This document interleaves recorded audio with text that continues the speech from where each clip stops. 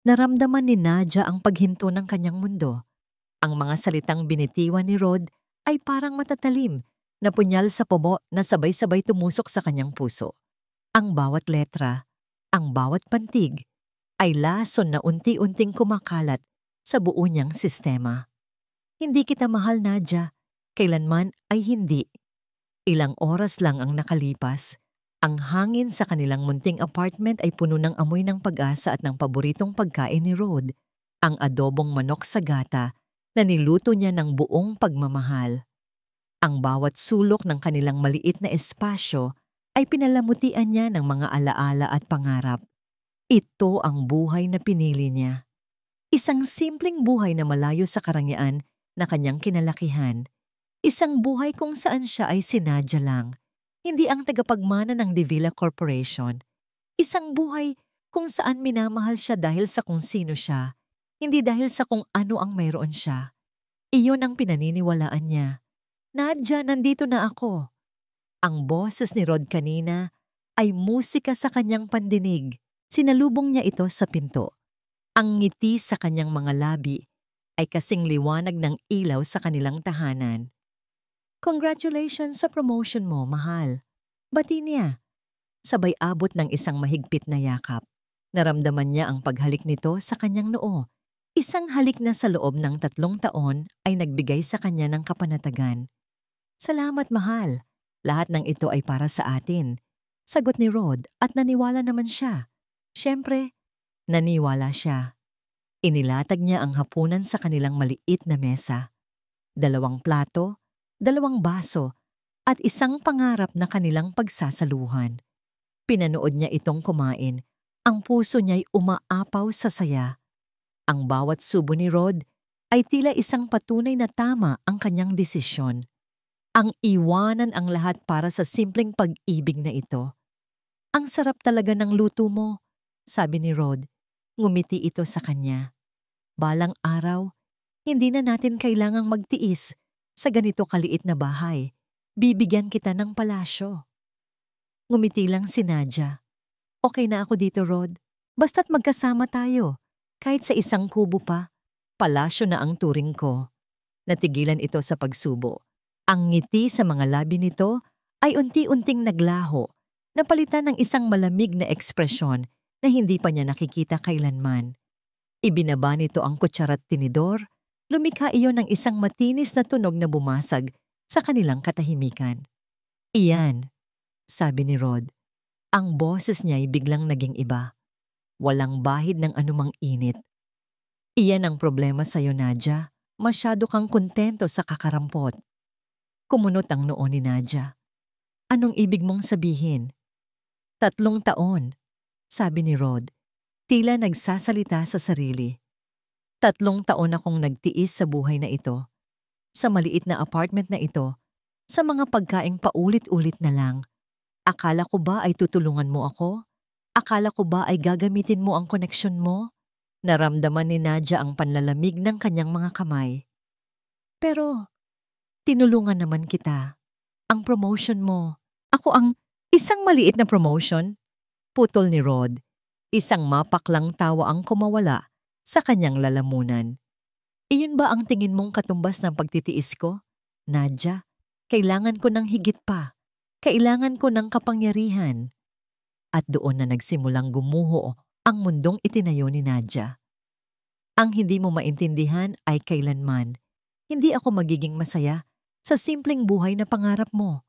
Pagpapatuloy ni Rod, ang bawat salita ay parang isang malakas na sampal sa kanyang mukha. Dahil ang pangarap mo ay ang bangungot ko. Hindi makapagsalita si Nadia. Ang hangin ay tila naubos sa kanyang mga baga. Tinitigan siya ni Rod. Ang mga matang dati puno ng pagmamahal ay ngayoy puno ng pagkasuklam. Aalis na ako, Nadia. Iiwan na kita. At doon niya narinig ang mga salitang pumatay sa kanyang kaluluwa. Hindi kita mahal, Nadia. Kailanman ay hindi. Ang kailangan ko ay ang apelyido mo, ang koneksyon mo, pero masyado kang nagpanggap na mahirap. Masyado mong itinago ang pagkatao mo. Kaya naghahanap ako ng iba. Isang taong hindi takot sa kung sino siya. Isang taong kayang ibigay sa akin ang lahat. Sa sino? Iyon lang ang salitang nagawa niyang ibulong. Ang boses niya'y basag at nanginginig. Isang mayabang na ngiti ang sumilay sa labi ni Rod. Si Cassandra. Baka kilala mo siya? CEO ng kumpanyang katapat ng sa inyo. Siya, Nadia, ay isang reyna. At ang isang reyna ang nararapat sa isang tulad ko. Naramdaman niya ang unti-unting pag-init ng kanyang mga mata. Isang butil ng luha ang pumatak sa kanyang kamay. Sinundan pa ng isa at isa pa. Tumayo si Rod mula sa hapagkainan. Tila wala man lang epekto sa kanya ang mga luhang dumadaloy sa pisngi ni Nadia. Kinuha niya ang kanyang susi mula sa bulsa. Lahat ng ito, lahat ng pinagsamahan natin, kasinungalingan lang ba?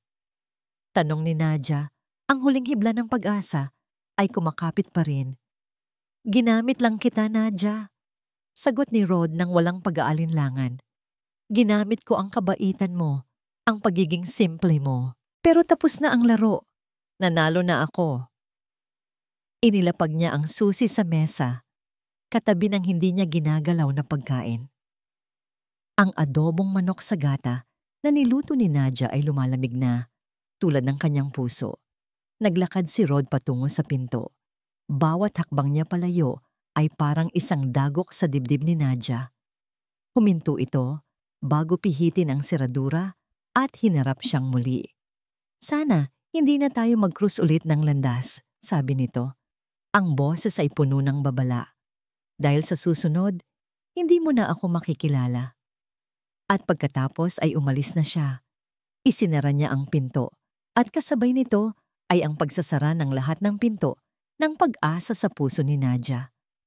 Naiwan siyang mag-isa sa kanilang munting apartment na papalibutan ng katahimikan at ng mga pira-pirasong labi ng kanyang winasak na pangarap. Hindi alam ni Nadia kung gaano na siya katagal na naglalakad. Ang bawat patak ng ulan na bumabagsak mula sa madilim na kalangitan ay tila nakikidalamhati sa kanya. Malamig, mabigat, walang katapusan. Bumabasa sa kanyang damit, sa kanyang buhok, hanggang sa kanyang mga buto. Ngunit ang lamig sa labas ay walang-wala kung ikukumpara sa namumuong yelo sa loob ng kanyang dibdib. Wala siyang direksyon. Ang kanyang mga paa ay kusa na lang humahakbang. Dinadala siya palayo sa apartment na dati niyang tinawag na tahanan. Ang bawat kanto, ang bawat ilaw sa poste ay nagpapaalala lang sa kanya ng mga kasinungalingang pinaniwalaan niya. Hindi kita mahal, Nadia. Kailanman ay hindi. Ang mga salita ni Rod ay paulit-ulit na tumatakbo sa kanyang isipan. Isang sirang plaka na walang tigil sa pag-ikot. Bawat ulit ay mas malakas, mas masakit. Ginamit lang kita. Napahinto siya sa gitna ng kalsada, hindi alintana ang mga sasakyang dumaraan. Ang mga ilaw mula sa mga ito ay naghahalo sa kanyang paningin na puno ng luha. Wala na siyang pakialam. Ano pa ba ang mawawala sa kanya? Nawala na ang lahat. Ang pag-ibig na inakala niyang totoo. Ang pangarap na kanyang binuo. Ang taong pinagkatiwalaan niya ng kanyang buong puso. Isang nakakasilaw na liwanag ang biglang tumama sa kanyang mga mata. Kasunod nito ay ang isang matinis na tunog ng preno na tila pumupunit sa gabi. Naestatwa si Nadia. Nakatitig lang siya sa paparating na sasakyan, hinihintay ang hindi maiiwasan. Marahil ito na ang katapusan. Marahil ito na ang paraan para matapos na ang lahat ng sakit. Ngunit bago pa man mangyari ang anuman, isang malakas na braso ang biglang humila sa kanya pabalik sa gilid ng kalsada. Napasubsob siya sa dibdib ng isang estranghero. Ang lakas ng paghila ay nagpatumba sa kanilang dalawa sa basang semento. Narinig niya ang malakas na busina ng sasakyan na dumaan at ang galit na sigaw ng driver na mabilis ding naglaho sa layo. Nanginginig ang buo niyang katawan, hindi dahil sa lamig, kundi dahil sa takot at pagkabigla. Miss, ayos ka lang ba? Tanong ng isang magaspang ngunit nag-aalalang boses. Dahan-dahan siyang nag-angat ng tingin. Sa kabila ng kadiliman at ng walang hintong ulan, naaninag niya ang mukha ng isang lalaki. Nakasuot ito ng simpleng t-shirt at kupas na pantalon. Ang isang sirang payong ay nakahandusay sa tabi nila. Sinubukan niyang magsalita, ngunit walang boses na lumabas. Tanging isang mahinang hikbi lamang. Dahan-dahang tumayo ang lalaki at inalalayan din siyang tumayo. Hinila siya nito palayo sa kalsada, patungo sa ilalim ng isang maliit na kulandong na nakakabit sa isang kariton ng sa malamig. Iniwan siya nito sandali at pinulot ang payong na nabitawan. Pagbalik nito, hindi ito nagsalita. Kumuha lang ito ng isang maliit na plastik na bangko at inilagay sa harapan niya. "Umupo ka muna," sabi nito sa mahinang boses. Sumunod si Nadia. Wala na siyang lakas para tumanggi o magtanong. Hinubad ng lalaki ang medyo tuyo pa nitong jacket at ipinatong sa kanyang mga balikat. Pagkatapos ay kumuha ito ng isang malinis na bimpo mula sa isang plastic container at marahang iniabot sa kanya. Tinitigan lang ni Nadia ang kamay nito, pagkatapos ay ang bimpo. Nag-aalinlangan siyang tanggapin iyon. Ang huling taong nagpakita sa kanya ng kabaitan ay ang parehong taong dumurog sa kanya. Paano pa siya magtitiwala? Nang hindi siya kumikibo, marahang ipinatong ng lalaki ang bimpo sa ibabaw ng kanyang mga kamay. Pagkatapos ay tumalikod ito at nagkunwaring inaayos ang mga bote at garapon sa kanyang kariton. Binibigyan siya ng espasyo. Dahan-dahan, itinaas ni Nadia ang bimpo at ipinunas sa kanyang basang mukha. Ang tela ay may amoy ng malinis na sabon. Simple, totoo.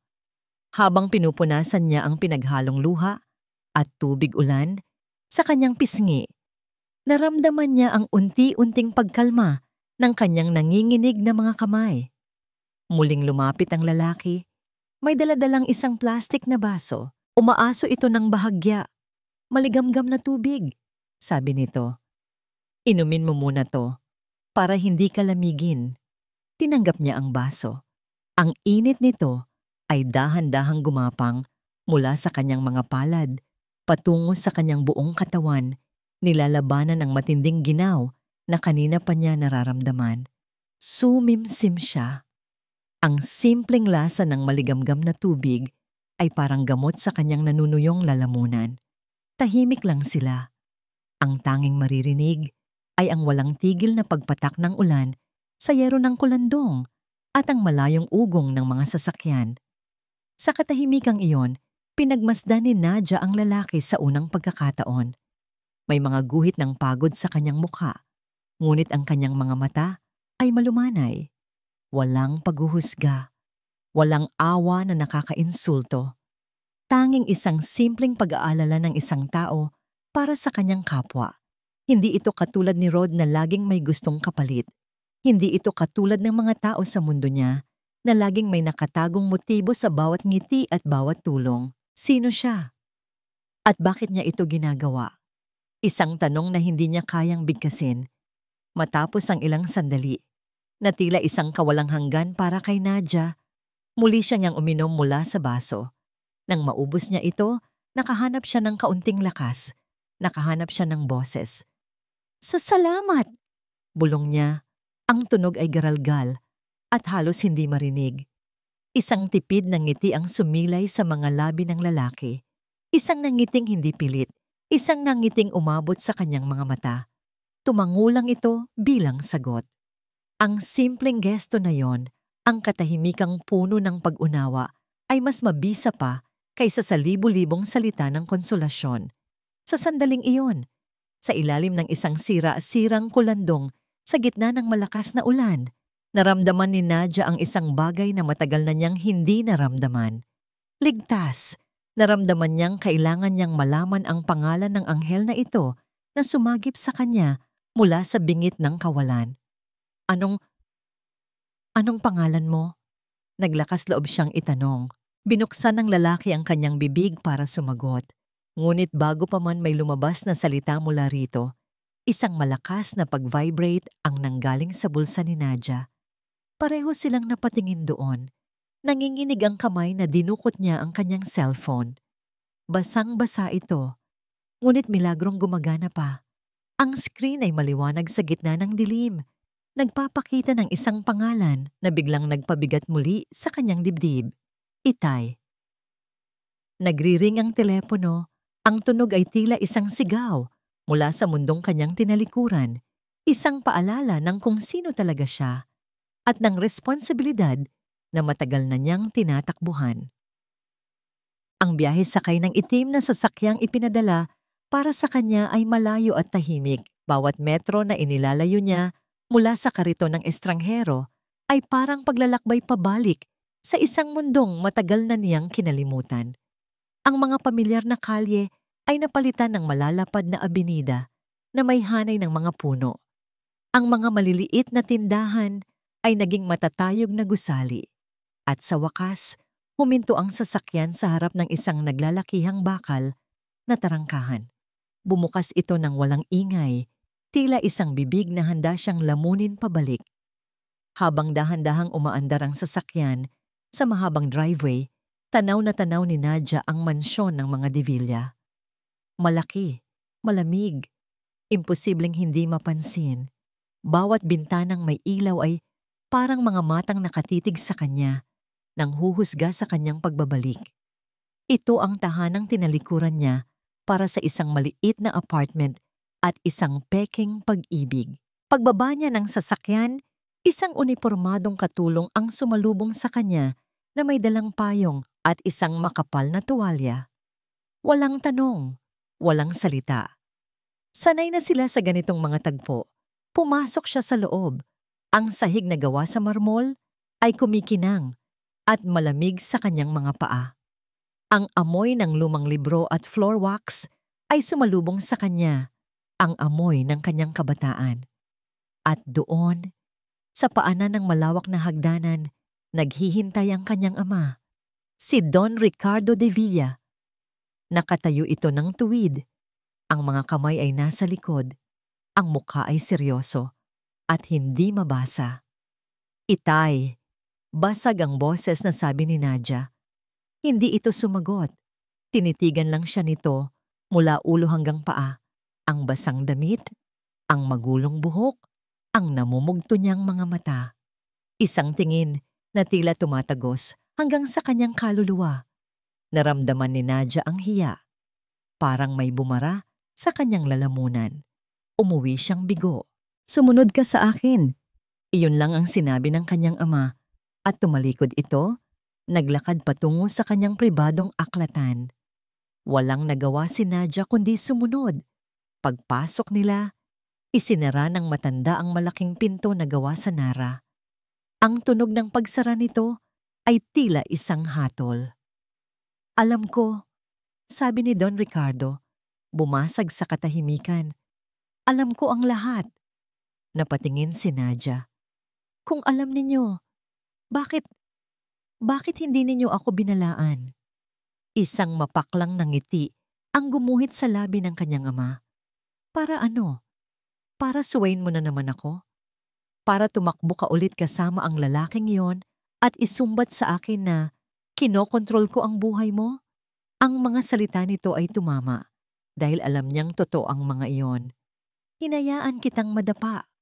Pagpapatuloy ng Don, ang boses niya ay matigas na parang bato.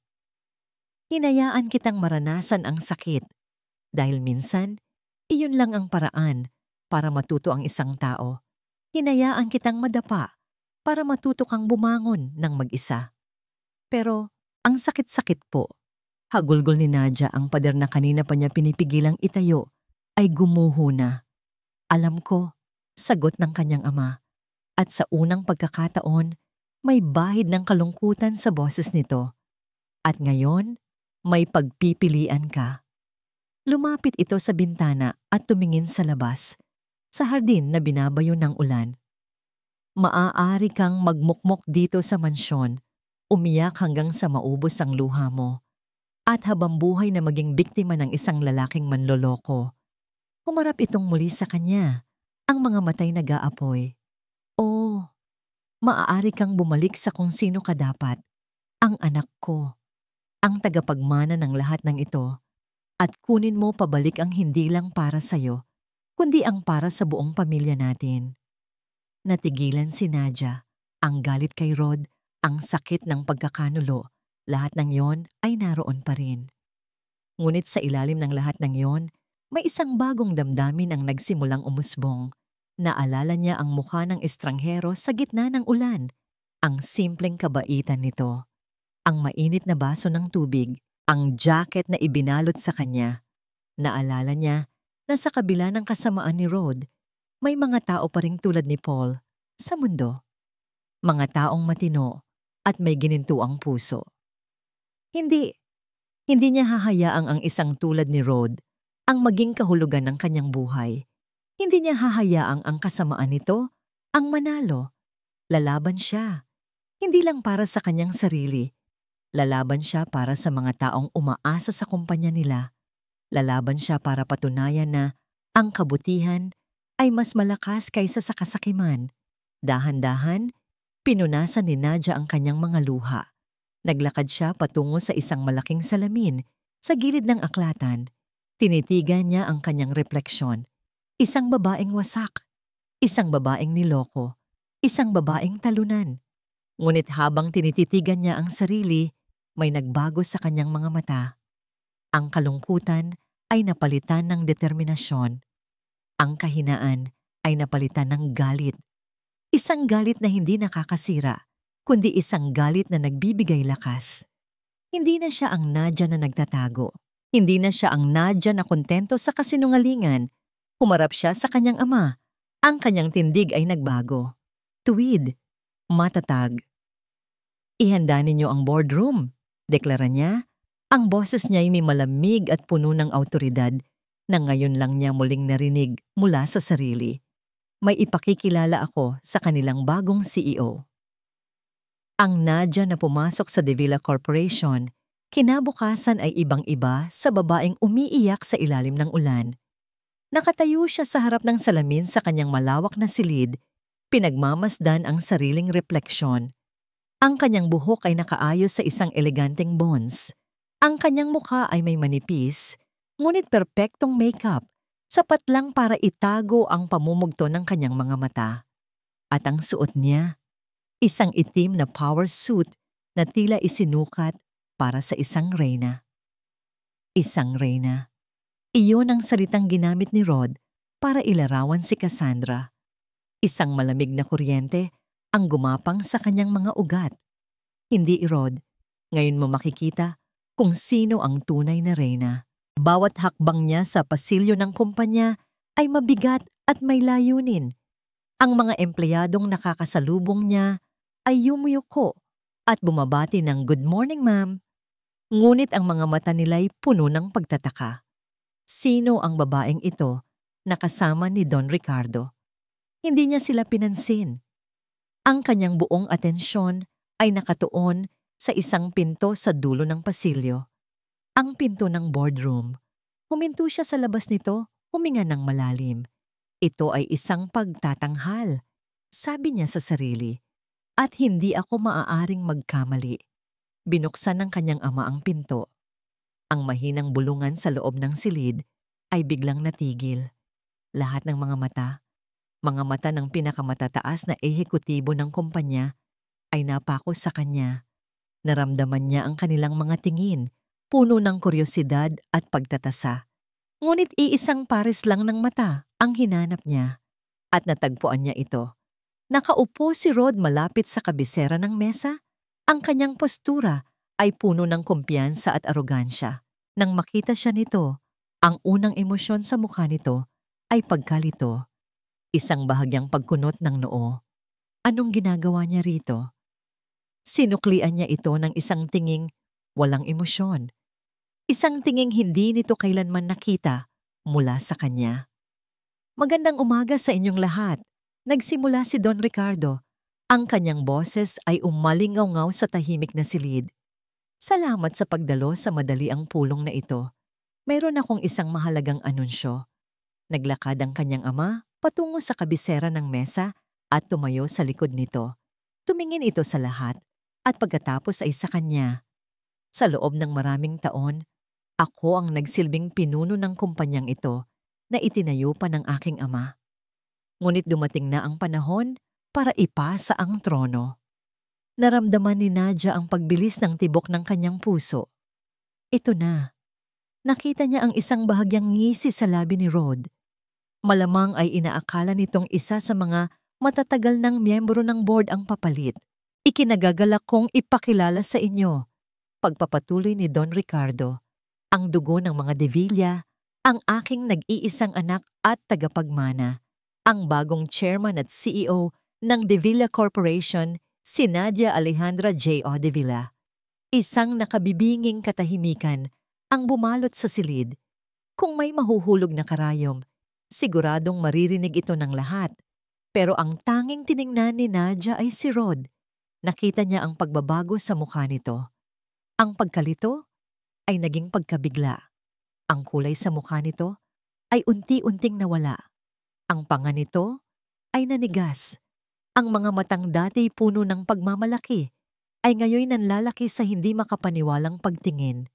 Dahan-dahang naglakad si Nadia patungo sa unahan. Bawat tapak ng kanyang stileto sa sahig ay tila isang martilyo na pumupukpok sa huling pako ng kabaong ng mga kasinungalingan ni Rod. Huminto siya sa tabi ng kanyang ama. Hinarap niya ang board. Hindi mo kaya to. Isang pamilyar na boses ang bumasag sa katahimikan. Isang bulong na para sa kanya lang, ngunit sapat na para marinig ng mga nasa malapit. Si Rod. Nakatayo na ito. Ang mga kamao ay nakaakoyom sa gilid. Tumingin si Nadia sa kanya, isang malamig na ngiti, ang sumilay sa kanyang mga labi. Subukan mo ako. Sagot niya, malinaw at matatag. Hindi na niya hinintay ang sagot nito. Naglakad siya patungo sa upuan sa kabisera ng mesa, ang upuan ng CEO, at naupo. Angat ang kanyang baba, ang kanyang tingin ay matalim. Bilang aking unang direktiba, nagsimula siya. Ang kanyang boses ay puno ng awtoridad. Binabawi ko ang lahat ng cost-cutting measures na ipinatupad sa ilalim ng pamamahala ni Mr. Rodolfo Suarez, lalo na ang mga nakaapekto sa benepisyo ng ating mga empleyado. Ang lakas ng kumpanyang ito ay wala sa numero, kundi sa mga tao nito. Isang mahinang bulungan ng pagsang-ayon ang narinig niya mula sa ilang miyembro ng board. Nakita niya ang lalong pangingitim ng mukha ni Rod. Isa iyong direktang sampal sa kanya sa harap ng lahat. Natapos ang pulong ng walang karagdagang gulo. Isa-isang lumabas ang mga miyembro, ang ilan ay bumabati sa kanya, ang iba ay nagmamadaling umalis, marahil ay para pag-usapan ang pinakamalaking balita sa kasaysayan ng kumpanya. Naiwan silang dalawa ni Rod sa malawak na silid. Tumayo si Rod at dahan-dahang lumapit sa kanya. Huminto ito sa kanyang harapan.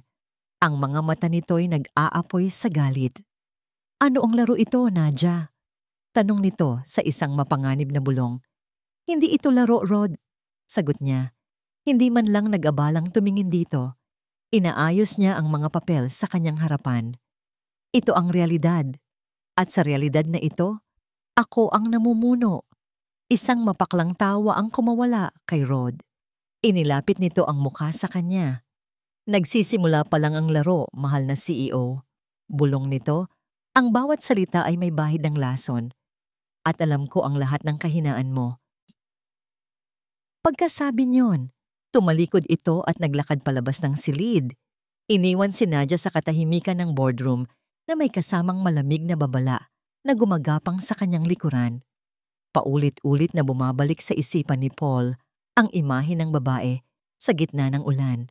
Kahit sa kanyang paggising sa umaga, sa paghahalo ng palamig, sa pagtulak ng kanyang kariton sa ilalim ng sikat ng araw, nandoon ang alaala ng mga matang yon. Mga matang puno ng sakit na hindi niya kayang unawain. Ngunit sa isang iglap, ay tila nakita niya ang sariling pagod at paghihirap. Sino kaya siya? Anong kwento ang dinadala niya? Mga tanong na marahil ay hindi na niya malalaman ang sagot. Kuya, tulalak ka na naman. Pukaw sa kanya ng isang mahinang boses. Napalingon si Paul at isang matamis na ngiti ang agad na sumilay sa kanyang mga labi. Nakaupo sa kanilang papag si Lila, ang kanyang 14 na taong gulang na kapatid. Maputla pa rin ito at mas payat kaysa sa ibang mga dalagita. Ngunit ang nangiti nito ay laging nagbibigay sa kanya ng lakas. Iniisip ko lang kung marami ba tayong mabebenta ngayon. Palusot niya habang inaayos ang mga gamot nito sa isang maliit na lalagyan sa tabi ng kama. Inumin mo na to pagkatapos mong kumain ha? Tumango si Lila. Kuya, wag mo na akong masyadong isipin at wag mo na ring masyadong pagurin ang sarili mo. Hinaplos ni Paul ang buhok ng kapatid. Ikaw lang ang pamilya ko, Lila. Gagawin ko ang lahat para sa'yo. Gagawin ko ang lahat. Mga salitang madaling sabihin, ngunit napakahirap gawin. Noong 1 linggo lang ay dumating ang sulat ng pagtanggi mula sa Charity Foundation na inaplayan nila para sa operasyon ni Lila. Lack of funds, kulang sa pondo. Ang 2 salitang yon ay parang isang pader na hindi niya kayang gibain. Kaya't heto siya ngayon, nagdodoble kayod, umaasa sa bawat pisong kikitain mula sa kanyang tinitindang sa malamig. Ang ruta niya ngayong araw ay sa distrito ng negosyo. Maraming opisina, maraming tao, maraming posibleng customer. Habang tinutulak niya ang kanyang kariton, natanaw niya ang isang gusaling tila ba humahalik sa mga ulap. Isang halimaw na gawa sa salamin at bakal na may nakaukit na pamilyar na pangalan sa itaas. De Villa. Napailing na lang siya. Ibang mundo. Mundo ng mga mayayaman kung saan ang problema sa pera ay hindi problema. Naghahanap siya ng magandang pwesto ng isang makintab na itim na kotse ang huminto sa mismong tapat ng gusali. Bumaba ang isang driver at magalang na binuksan ang pinto sa likuran at halos mabitawan ni Paul ang hawakan ng kanyang kariton. Mula sa kotse ay bumaba ang isang babae, nakasuot ng isang itim na suit na nagpapatingkad sa kanyang kapangyarihan. Ang kanyang buhok ay nakaayos ng perpekto. Ang kanyang paglakad ay puno ng kumpiyansa at ang mga taong nakapaligid ay tila humahawi para bigyan siya ng daan. Ito siya, ang babae sa ulan, ngunit parang ibang tao. Ang babaeng nakilala niya ay wasak, mahina, at nalulunod sa sariling luha. Ang babaeng nasa harapan niya ngayon ay isang diyosa ng kapangyarihan, isang bituin sa kalagitnaan ng araw. Nakatitig lang si Paul, hindi makapaniwala. At sa gitna ng maraming tao, tila naramdaman nito ang kanyang mga mata. Lumingon ito sa kanyang direksyon. Sa simula ay pagtataka ang nasa mukha nito. Ngunit nang makilala siya, isang hindi maipaliwanag na liwanag ang biglang sumilay sa mga mata nito. Isang ngiti, isang totoong ngabong ngiti na para bang nakakita ito ng isang kaibigan sa gitna ng karamihan. Nagsimula itong maglakad palapit sa kanya. Biglang nanlamig ang buong katawan ni Paul. Automatiko siyang napatingin sa sarili. Ang luma niyang t-shirt na basang-basa na ng pawis. Ang kupas niyang pantalon. Ang madumi niyang tsinelas. Napatingin siya sa kariton niya, sa mga basong plastik at mga garapon ng gulaman. Isang malaking sampal ng katotohanan. Sino siya para lapitan ng isang tulad niya? Isa lang siyang hamak na magpapalamig. Isa lang siyang alikabok sa tabi ng isang nagniningning na bituin. Nang makita niyang ilang hakbang na lang ang layo nito, isang hindi mapigilang damdamin ang nagtulak sa kanya. Hiya. Pagkahiya sa sarili. Automatiko siyang humakbang paatras. Nakita niya ang pagbabago sa mukha nito. Ang nangiti nito ay unti-unting nawala, napalitan ng pagkalito at bahagyang sakit. Paano ako lalapit sa isang bituin kung isa lang akong alikabok sa lupa? Sigaw ng isip niya. Paul, teka lang. Narinig niyang tawag nito. Ngunit ang boses nito, sa halip na pigilan siya, ay mas lalo lang nagbigay sa kanya ng dahilan para tumakas. Mabilis siyang tumalikod, itinulak ang kanyang kariton, at naglakad palayo ng hindi lumilingon. Hinalo niya ang sarili sa agos ng mga tao. Tinatakasan ng isang mundong hindi siya kailanman magiging karapat-dapat na tapakan. Ang pagtalikod ni Paul ay mas masakit pa kaysa sa inaasahan ni Nadia. Para siyang sinampal sa pangalawang pagkakataon. Ang una ay mula sa isang kaaway na nagbalat kayong pag-ibig. Ang pangalawa ay mula sa isang estrangherong nag-alok ng kabaitan, ngunit ngayon ay tila hinuhusgahan siya batay sa mundong kanyang ginagalawan. Naiwan siyang nakatayo sa harap ng kanyang gusali habang ang mga empleyado at gwardiya ay nagtatakang nakatingin sa kanya. Ang makapangyarihang CEO na ilang sandali lang ang nakalipas ay nagpakita ng kahinaan. Mabilis niyang ibinalik ang malamig na maskara sa kanyang mukha at naglakad papasok. Ngunit sa loob-loob niya, ang sugat ay muling dumugo. Hindi niya maintindihan. Bakit? Ano ang nagawa niyang mali? Pagdating sa kanyang opisina, ang unang ginawa niya ay tawagan ang kanyang executive assistant. "Melissa, may ipapahanap ako sa'yo," sabi niya.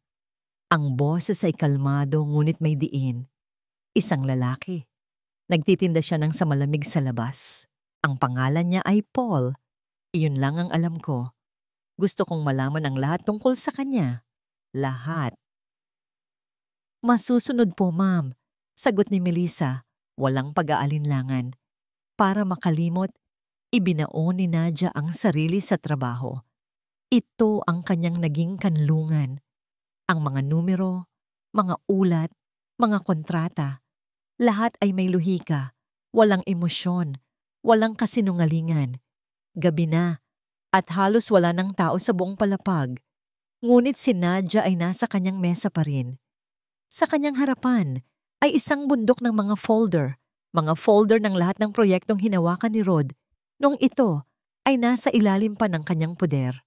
Kailangan niyang suriin ang bawat isa, hanapin ang bawat butas, bawat anomalya na maaaring gamitin laban dito. Habang nagkakape, pumasok si Melissa dala ang isang manipis na folder. "Ma'am, ito na po ang impormasyong nahanap namin tungkol kay Mr. Paul Reyes." Paul Reyes, kaya pala yun ang pangalan niya. Binuksan ni Nadia ang folder. Naroon ang litrato ni Paul. Kuha mula sa isang lumang ID. Nakasulat doon ang kanyang address sa isang mahirap na lugar sa syudad. At ang impormasyong ulila na ito at mag-isang itinataguyod ang nakababatang kapatid. At naroon ang pangalan ng kapatid. Lila Reyes, 14 years old. May kalakip na medical abstract. Congenital heart defect. Kailangan ng agarang operasyon. Biglang nanikip ang dibdib ni Nadia. Ngayon ay naiintindihan na niya. Ang pagod sa mga mata ni Paul ay hindi lang basta pagod. Iyon ay bigat. Ang bigat ng responsibilidad at pag-aalala. Ang dahilan kung bakit ito nagkukumahog sa buhay. Isinara niya ang folder ni Paul at ibinalik ang atensyon sa trabaho. Ngunit may kung anong bumabagabag sa kanya. Kinuha niya ang isa pang folder, isang makapal na folder na may markang De Villa Cares Foundation. Ito ang charity arm ng kanilang kumpanya. Isa rin ito sa mga departamentong hinawakan ni Rod para streamline. Binuklat niya ang mga pahina, tinitingnan ang mga listahan ng mga proyektong tinanggalan ng pondo, mga scholarship na kinansela. Ang lahat ay may katwirang budget realignment. Pagdating niya sa huling seksyon, Individual Medical Assistance Requests, isang listahan ng mga pangalan ang kanyang nakita. Karamihan ay may malaking pulang tatak na denied. Binasa niya ang mga pangalan, ang mga sakit, ang mga halagang hinihiling. Bawat isa ay isang kwento ng desperasyon. At pagkatapos, sa gitna ng listahan, isang pangalan ang tila lumundag mula sa papel at sumampal sa kanya. Reyes, Lila. Natigilan si Nadia, nanlamig ang kanyang mga kamay. Binitawan niya ang hawak na ballpen at kinuha ang papel. Binasa niyang muli. Reyes, Lila. 14. Congenital heart defect. Amount requested, PHP 850 autoy. Lahat ay tugma. Hinahanap ng kanyang mga mata ang dahilan ng pagkakabagsak ng aplikasyon. Isang maikling nota ang nakasulat sa gilid. Application denied due to recent budget realignment and cost-saving initiatives. At sa ilalim nito, sa ibabaw ng linyang para sa approving manager, ay may isang pirma. Isang pirma na sa sobrang pamilyar ay halos nakatatak na sa kanyang isipan. Ang elegante at medyo aroganteng pagkakasulat. Ang bawat kurba ay halos kabisado niya. Ang pirma ni Rodolfo Suarez. Sa sandaling iyon, tila huminto ang pag-ikot ng mundo ni Nadia. Ang lahat ay biglang nagkadugtong-dugtong sa isang nakakapangilabot na paraan. Ang cost-cutting ni Rod ay hindi lang simpleng desisyon sa negosyo. Ang mga numerong tinanggal niya sa budget ay may mga mukha, may mga buhay. Ang desisyon ni Rod, ang pirma niyang iyon, ang direktang dahilan kung bakit ang kapatid ng nag-iisang taong nagpakita sa kanya ng kabutihan ay hindi maoperahan. Ang pagkakanulo ni Rod ay hindi lang pala sa puso niya. Ang kamandag nito ay kumalat, umabot, at halos pumatay sa pag-asa ng iba. Dahan-dahan, kinuyom ni Nadia ang kanyang kamao. Nilukot ang papel na hawak niya. Ang galit na nararamdaman niya ay hindi na ang simpleng galit ng isang babaeng niloko. Ito ay isang banal na puot. Isang galit na isinilang mula sa inhustisya. Tumingin siya sa bintana, sa mga ilaw ng syudad sa gabi. Hindi na niya hinahanap ang anino ni Rod. Ang hinahanap niya ngayon ay hustisya at ibubulong niya sa hangin ng isang panata. Hindi lang ito tungkol sa akin. Bulong niya sa sarili. Ang kanyang mga mata ay nag-aapoy sa isang bagong, mas mapanganib na apoy. Personal na ito. Ang unang sinag ng araw ay hindi pa man sumisikat. Si Nadia ay gising na. Ang galit na naramdaman niya kagabi ay hindi naglaho. Sa halip, ito ay tumining, naging isang malamig at matalas na instrumento sa kanyang mga kamay. Walang sigaw, walang luha. Tanging isang determinasyon na kasing tigas ng diamante. Ang una niyang ginawa ay tawagan ng direktor ng De Villa Cares Foundation. May isang aplikante na nais kong personal na aprubahan. Sabi niya sa telepono, ang boses ay kalmado, ngunit walang puwang para sa pagtutol. Lila Reyes, i-arrange ninyo ang pinakamahusay na surgeon sa pinakamahusay na ospital. Lahat ng gastos ay sagot ng foundation. Imarka ninyo ito bilang donasyon mula sa isang anonymous benefactor. Siguraduhin ninyong walang makakaalam na galing sa akin. Maliwanag? Pagkatapos nito, nagtungo siya sa ospital. Hindi bilang CEO, kundi bilang isang ordinaryong tao. Mula sa malayo, sa likod ng isang salamin sa lobby, pinanood niya ang eksena. Isang social worker mula sa foundation ang kumakausap kay Paul. Nakita niya ang sunod-sunod na emosyon sa mukha ni Paul. Pagkalito. Pagkatapos ay hindi makapaniwala. At nang sa wakas ay maintindihan nito ang balita. Nakita niya ang pag-agos ng luha sa mga mata nito. Luha ng pasasalamat at labis na kagalakan. Niyakap nito ng mahigpit ang social worker. Isang parte kay Nadia ang gustong lumapit. Ang gustong sabihin na, ako ang tumulong. Ngunit pinigilan niya ang sarili. Ang ngiti ni Paul, kahit mula sa malayo, ay sapat na. Ngunit nakita rin niya ang isang bahid ng pagtataka sa mukha nito.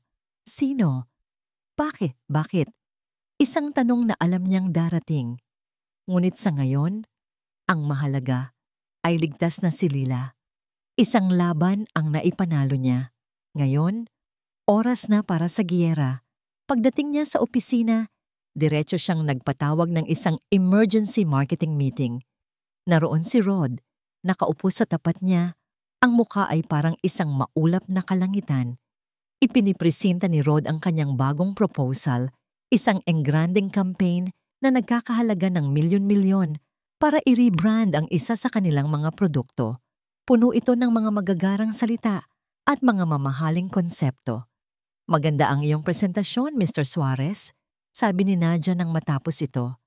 Napaka-ambisyoso. Isang mayabang na ngiti ang sumilay sa labi ni Rod. Ngunit, pagpapatuloy ni Nadia, habang ipinapakita sa malaking screen ang isang set ng datos na inihanda niya buong magdamag. Base sa ating market analysis, ang target demographic ng produktong ito ay hindi tumutugon sa high-end advertising. Ang kailangan nila ay practicality at accessibility. Ang iyong proposal ay maganda sa papel, ngunit isa itong napakamahal na paraan para magsunog ng pera. Ipinakita niya ang sarili niyang plano, isang mas simple, mas targetadong diskarte na nagkakahalaga lang ng kalahati ng budget ni Rod, ngunit may mas mataas na projected return on investment. Isa-isang tumango ang mga ehekutibo. Ang lohika ay hindi matatawaran. Ang mga numero ay hindi nagsisinungaling. Nakita ni Nadia ang pamumula ng mukha ni Rod. Napahiya ito. Natalo. Sa harap ng lahat. May mas magaling na ideya ba, Mr. Suarez? Tanong niya. Ang boses ay may bahid ng pang-aasar. O tatanggapin na natin na ang plano ko ang mas makabubuti para sa kumpanya? Hindi ito nakasagot. Tinalo siya ng babaeng minsan niyang tinawag na kontento sa kakarampot.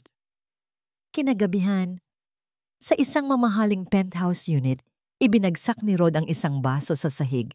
Sinadya niya yon, isigaw niya. Gusto niya akong ipahiya. Kalmadong nakaupo si Cassandra sa sofa, umiinom ng alak.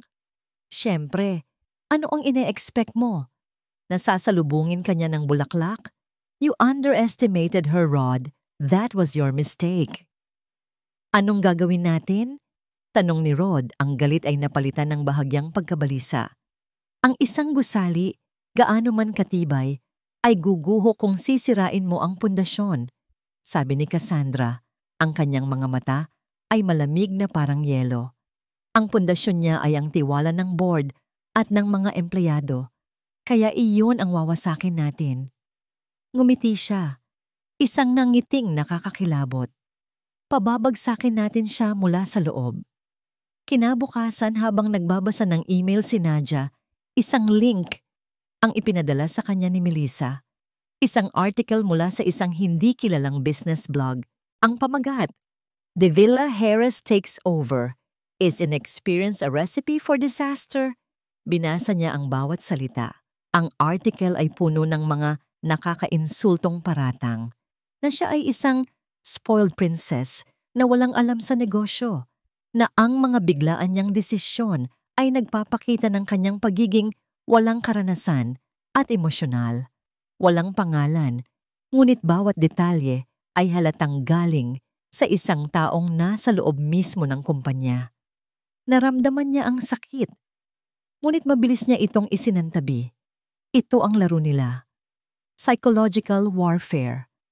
Habang iniisip niya ang kanyang susunod na hakbang, biglang umilaw ang screen ng kanyang personal na cellphone. Isang text message mula sa isang numerong hindi niya kilala. Binuksan niya ito. Isa itong litrato. Isang lumang litrato niya kasama si Rod, kuha sa loob ng kanilang maliit na apartment. Nakangiti sila pareho. Masaya. O yun ang akala niya. Sa ilalim ng litrato, may isang maikling mensahe. Naalala mo pa ba kung gaano kakahirap maging masaya? Nabitawan ni Nadia ang kanyang cellphone. Ang atake ay hindi na lang sa kanyang posisyon.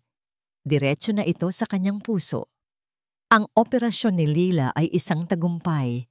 Sa uunang pagkakataon sa loob ng maraming taon, naramdaman ni Paul na gumaan ang pasan sa kanyang mga balikat. Habang pinagmamasdan niya ang kanyang kapatid na natutulog ng mahimbing sa hospital bed, isang ngiti ang hindi maalis sa kanyang mga labi. Ang kulay sa mga pisngi nito ay unti-unti nang bumabalik. Sabi ng doktor, malaki ang pag-asa nitong mamuhay ng normal. Isang milagro, isang biyayang hulog ng langit. Ngunit ang milagrong iyon ay may isang misteryosong pinagmulan. Isang anonymous benefactor. Gabi-gabi, ipinagdarasal niya ang taong ito. Isang anghel na hindi niya kilala na nagbigay ng pangalawang buhay sa kanyang kapatid. Isang hapon, habang nagbabantay siya, nilapitan siya ng isang nurse. Sir Paul, ang bait po talaga ng CEO ng De Villa Corp. No? Bihira po ang mga taong may ganyang klasing puso. Kumunot ang noo ni Paul. Anong ibig mong sabihin? Narinig ko lang po sa accounting, sabi ng nurse na tila nagkakamali. Sila po kasi ang nag-asikaso ng lahat. Ang buong bayarin para kay Lila, sagot daw po lahat ng CEO. Natigilan si Paul. Parang isang malakas na kulog ang narinig niya sa katanghalian. De Villa Corp, ang CEO, ang babae sa ulan, si Nadia. Ang lahat ay biglang naging malinaw. Ang biglaang pag-apruba. Ang pagiging anonymous nito. Kaya pala, ngunit sa halip na purong pasasalamat, isang ibang damdamin ang nagsimulang gumapang sa kanyang puso. Pagkalito, at isang bahid ng sakit. Bakit niya itinago? Bakit kailangan niyang magpanggap na ibang tao ang tumulong? Dahil ba sa tingin niya ay hindi niya kayang tanggapin iyon? Kinabukasan, habang bumibili siya ng kape sa isang maliit na karinderya malapit sa ospital, isang lalaking naka-Amerikana ang lumapit sa kanya. Magalang itong ngumiti. "Ikaw ba si Paul Reyes?" tanong nito. "Ako nga. Bakit?" "Ako si Rod Suarez," sabi ng lalaki, inilahad ang kamay. "Kaibigan ako ni Nadia. Pwede ba tayong mag-usap sandali?" Nag-aalangan man ay pumayag si Paul. Umupo sila sa isang mesa. "Nag-aalala lang ako sa kanya," panimula ni Rod. Ang kanyang muka ay puno ng sinseridad. Hindi na siya ang dating Nadia na kilala ko. Mula nang maghiwalay kami, parang nag-iba na siya. Puno ng galit. Gustong manakit. Hindi umimik si Paul. Nakikinig lang siya. "Nabalitaan ko ang tungkol sa kapatid mo," pagpapatuloy ni Rod. "At alam kong si Nadia ang tumulong. Huwag kang mag-alala. Hindi ko ipagsasabi. Pero Paul, kailangan mong mag-ingat." "Mag-ingat? Saan?" Huminga ng malalim si Rod. Tila nagdadalawang isip kung itutuloy ba ang sasabihin. "Paul, ang mga mayayaman, minsan iba silang maglaro. Ang tingin nila sa ating mga mahihirap ay mga piyesa lang sa kanilang chessboard." Naramdaman ni Paul ang pagtigas ng kanyang panga. "Ako ang target niya, Paul," sabi ni Rod. Ang boses ay puno ng kalungkutan. "Ako ang gusto niyang saktan. At nakita niya sa iyo ang perpektong paraan para gawin iyon." Tinitigan ni Rod si Paul ng diretso sa mata. Ang bawat salita ay tumatarak na parang lason. "Ginamit ka lang niya, Paul. Ginamit niya ang kapatid mo. Isipin mo, anong masasakit pa sa akin kaysa makita ang babaeng minahal ko na tumutulong sa ibang lalaki? Isang pain, isang instrumento. Iyon ang tingin niya sa'yo para saktan ako." Hindi. Hindi makapaniwala si Paul. Ang kabaitan sa mga mata ni Nadia noong gabing iyon. Hindi maaring isang pagkukunwari lang iyon. Ngunit ang mga salita ni Rod ay may kamandag na unti-unting kumakalat sa kanyang isipan. Ang katotohanang itinago ni Nadia ang tulong nito. Hindi ba yun isang patunay? Kung totoo ang kanyang intensyon, bakit niya ito inilihim? Tumayo si Rod. "Pasensya na. Siguro ay hindi ko na dapat sinabi ito. Nag-aalala lang talaga ako para sa kanya at para sa'yo." Tinapik nito ang kanyang balikat at umalis. Naiwan si Paul na tulala. Ang kape sa kanyang baso ay lumamig na. Kinagabihan, dumating si Nadia sa ospital para dalawin si Lila. Ngunit sinalubong siya ni Paul sa lobby. Ang mukha nito ay hindi mabasa. "Paul!" Bati ni Nadia, isang munting nangiti sa kanyang mga labi. "Kamusta si..." "Ito," putol ni Paul. Inilabas mula sa kanyang bulsa ang isang sobre na puno ng lukot na pera. Ang lahat ng naipon niya. Ang lahat ng kinita niya. Iniabot niya ito kay Nadia. "Ano to?" tanong ni Nadia naguguluhan. "Bayad," sagot ni Paul. Ang boses ay malamig. "Hindi pa kompleto. Pero ibibigay ko sa iyo ang lahat hanggang sa huling sentimo." "Paul, hindi ko maintindihan. Hindi ko kailangan ng laro mo, Nadia," sabi ni Paul. Ang sakit sa kanyang boses ay hindi maitago. "Hindi ko kailangan ng tulong na may kapalit. Kung gusto mong saktan ang dati mong kasintahan, huwag mong gamitin ang kapatid ko. Huwag mo kaming gamitin. Nalaglag ang panga ni Nadia. Ang mga salita ni Paul ay parang mga punyal. Saan mo narinig yan? Hindi totoo yan, hindi totoo yan. Hindi na mahalaga, sabi ni Paul. Ipinagpilitan ang sobre sa kamay ni Nadia. Salamat sa pagligtas sa kapatid ko, pero hanggang dito na lang. Kinuha niya ang sobre mula sa kamay ni Nadia at inilagay sa bulsa nito. At sa huling pagkakataon, tinitigan niya si Nadia, ang babaeng minsan niyang inakalang isang anghel. Hindi ko kailangan ng awa mula sa'yo. Pagkasabi noon, tumalikod si Paul at naglakad palayo. Bawat hakbang ay parang 1 milya ang layo. Hindi niya nilingon ang babaeng naiwang nakatayo sa gitna ng lobby ng ospital. Hawak ang perang ibinalik sa kanya. Ang puso ay basag na basag sa pangalawang pagkakataon. Ganap na nag-iisa. Pagkatapos umalis ni Paul, bumalik si Nadia sa mansyon na parang isang kaluluwang nawawala sa sariling katawan. Ang lakas na pinanghawakan niya sa loob ng ilang araw ay biglang naglaho. Iniwan siyang guwang at nanghihina.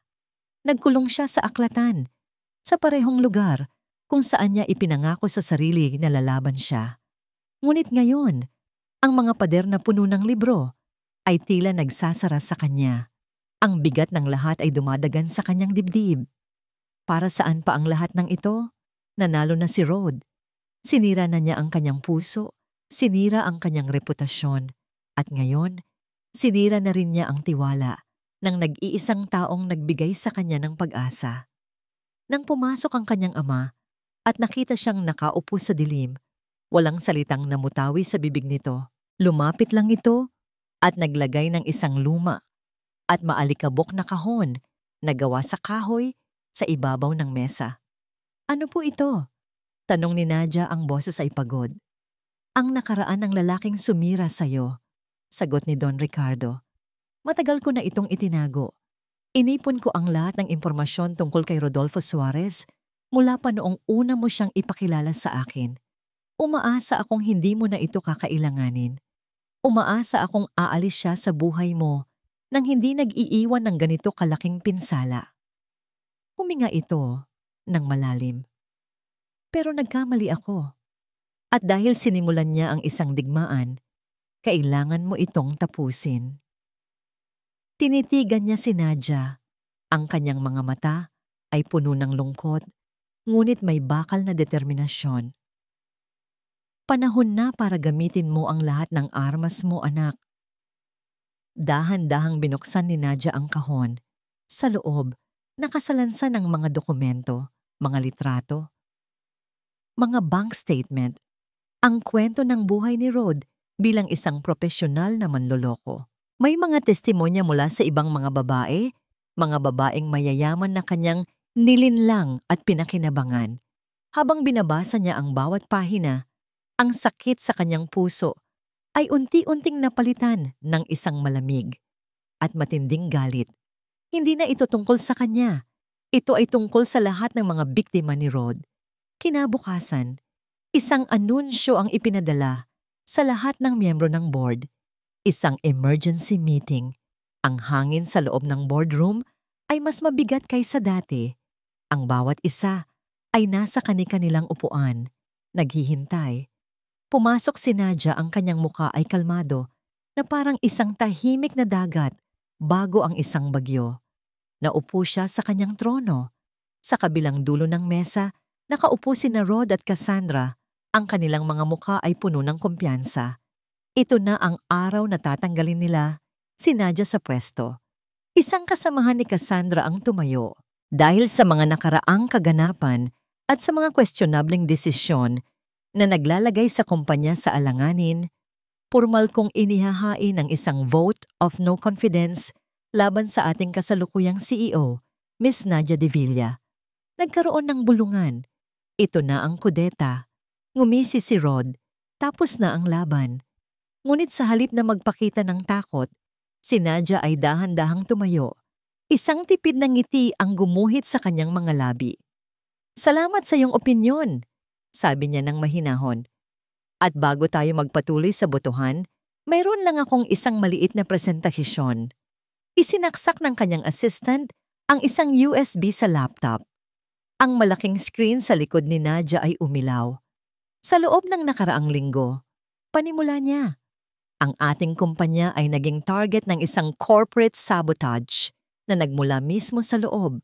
Isang plano para pabagsakin ang halaga ng ating mga shares para mas madali itong bilhin ng isang katunggaling kumpanya.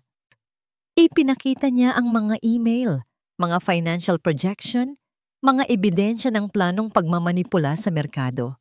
Lahat ay malinaw na nagtuturo kay Rod na may basbas mula sa kumpanya ni Cassandra. Namutla si Cassandra, ngunit si Rod ay tumawa lang. Mga paratang na walang basihan. Talaga ba? Tanong ni Nadia. Pero ang tanong ay, bakit? Bakit gagawin ito ng isang tapat na empleyado tulad ni Mr. Suarez? Ang screen ay nagbago. Exhibit A, sabi ni Nadia. Isang litrato ng isang babae ang lumabas. Ito si Miss Eloisa Jimenez, tagapagmana ng isang shipping line. Noong 2018, na-scam siya ng kanyang nobyo ng halos 50 million pesos. Ang nobyo niya? Isang lalaking nagpakilala bilang Ryan. Ang screen ay nagbago ulit. Isang litrato ni Rod na may ibang gupit ng buhok. Exhibit B. Pagpapatuloy niya. Ito si Dr. Isabel Tan. Noong 2020 nawalan siya ng investment na 80 million pesos sa isang lalaking pinangakuan siya ng kasal. Ang pangalan ng lalaki? David. Isa pang litrato ni Rod. Ngayon ay may bigote. Isa-isang ipinakita ni Nadia ang mga biktima, ang mga mukha, ang mga pangalan, ang mga halagang nawala. Ang pattern ay malinaw. Ang kumpiyansa sa mukha ni Rod ay naglaho, napalitan ng purong pagkasindak. Kasinungalingan lahat yan. Tumingin si Nadia kay Cassandra. At ikaw, Miss Cassandra, akala mo ba ay espesyal ka? Isa ka lang sa kanila. Ang pinakabago at marahil, ang pinakamalaking isda na kanyang nahuli. Ang mukha ni Cassandra ay naging kasing tigas ng bato. Ang isang babaeng tulad niya ay hindi kailanman papayag na matawag na biktima. Na isang laruan. Ang tingin niya kay Rod ay napuno ng pagkasuklam. Agad-agad. Sa harap ng lahat, sinabi niya, wala akong kinalaman sa mga personal na gawain ng taong ito.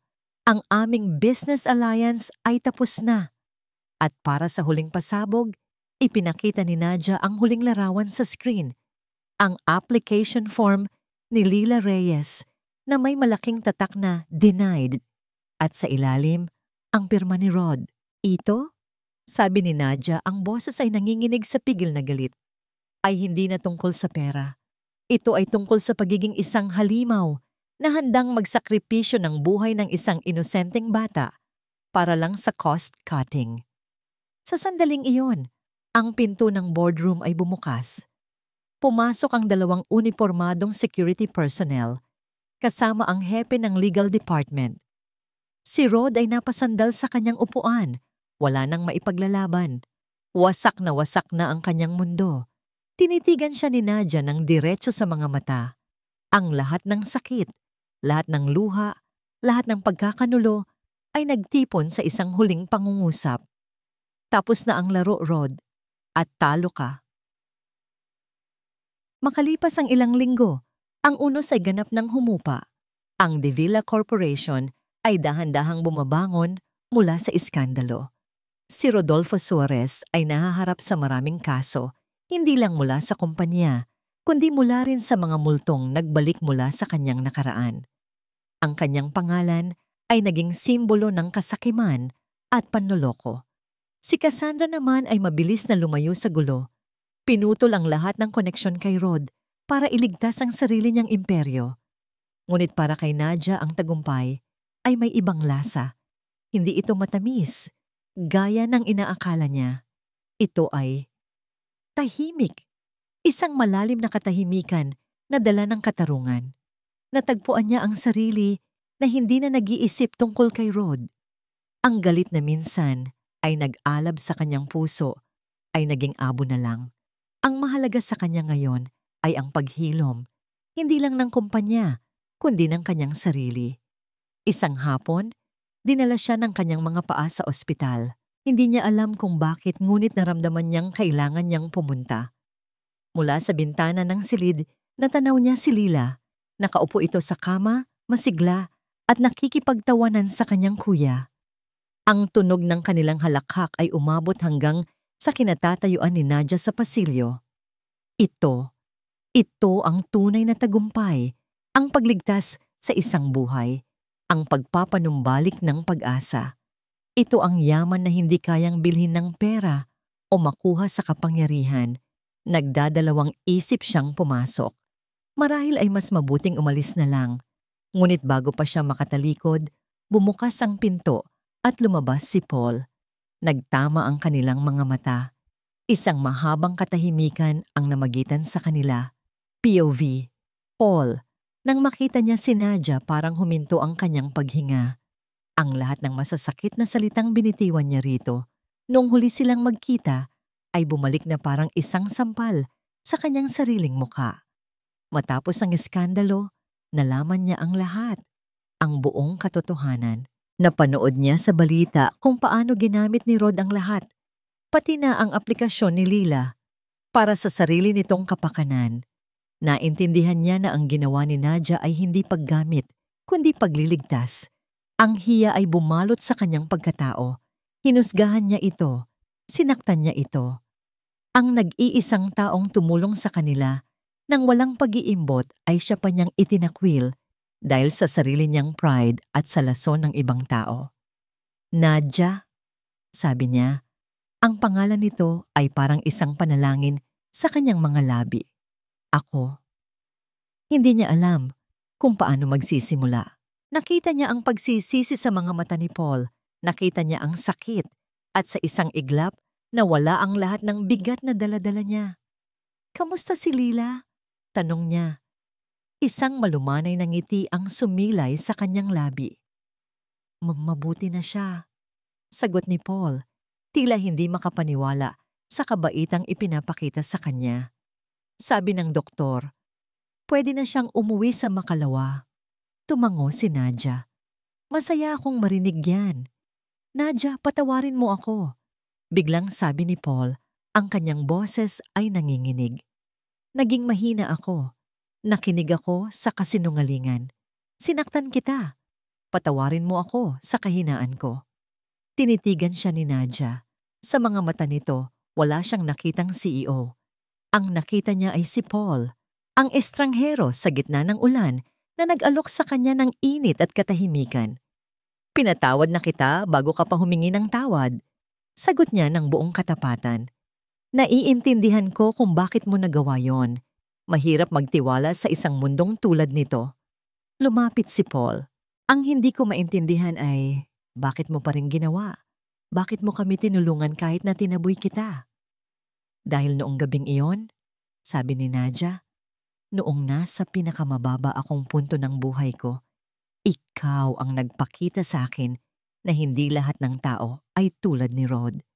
Ipinakita mo sa akin na may kabutihan pa rin sa mundo. Isang basong tubig, isang jacket, isang tahimik na pagdamay. Iyon ang nagligtas sa akin, Paul. Utang ko sa iyo ang buhay ko. Naramdaman ni Paul ang pag-init ng kanyang mga mata. Isang linggo ang lumipas. Naglalakad sina Nadia at Paul sa isang parke. Ang parehong parke kung saan madalas magtinda si Paul noon. Ang hangin ay sariwa at ang hapon ay payapa. Wala nang awkward na katahimikan. Wala nang pader sa pagitan nila. Sigurado ka bang ayaw mong bumalik sa kumpanya? Tanong ni Paul. Balita ko, hinahanap ka na ng papa mo. Ngumiti si Nadia. Nag-leave muna ako. Kailangan kong hanapin ulit ang sarili ko. Ang Nadia na hindi CEO. Ang Nadia na masaya sa mga simpleng bagay. Huminto sila sa harap ng isang nagtitinda ng fishball. Ang pamilyar na amoy ay nagbalik ng mga alaala. Tumingin si Paul kay Nadia, isang mapaglarong ngiti sa kanyang mga labi. Kaya mo bang kumain ng fishball sa kalye, Ma'am CEO? Isang malamyos na tawa ang kumawala kay Nadia. Isang tawang matagal nang hindi naririnig mula sa kanya. Isang tawang totoo at walang bigat. Oo naman, sagot niya, sabay tingin sa mga mata ni Paul, ang mga matang puno ng paghanga at pagmamahal. Basta ikaw ang kasama ko. Magkahawak kamay silang lumapit sa maliit na kariton, 2 taong mula sa magkaibang mundo, na natagpuan sa gitna ng sakit at pagkakanulo, ang isang yaman na masihigit pa sa anumang salapi o kapangyarihan, ang tunay at wagas na pag-ibig.